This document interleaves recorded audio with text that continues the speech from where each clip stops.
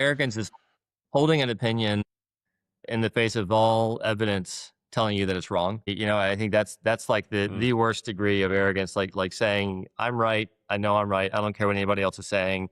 Not listening to opinions or advice from others that have been there before, not listening to customers, not listening to your team. That is certainly arrogance. You shouldn't just make an assumption that you're right, no matter what. That to me is like the pinnacle of arrogance.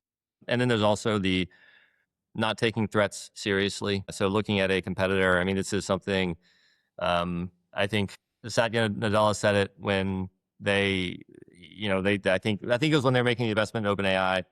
He said, he said, I'm going to butcher this, but he said, we made Google come out and dance.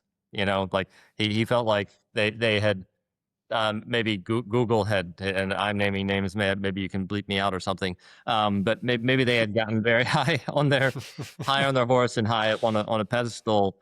And he felt like maybe he knocked him down a notch. And what actually happened, I think, is Google responded very well when they started to produce Gemini, and they've got an amazing distribution system there to get people utilizing Gemini. And so I think you saw a company maybe having arrogance about their place in the market in search, and then recognizing that maybe we shouldn't have that arrogance and maybe course correcting. And if they hadn't course corrected, if they had ignored it, we don't know how any of this is going to turn out. And I'm not a visionary in AI. So, but I do think it's a really good example of seeing someone that may have had some arrogance and then seeing them recover from it and adjust.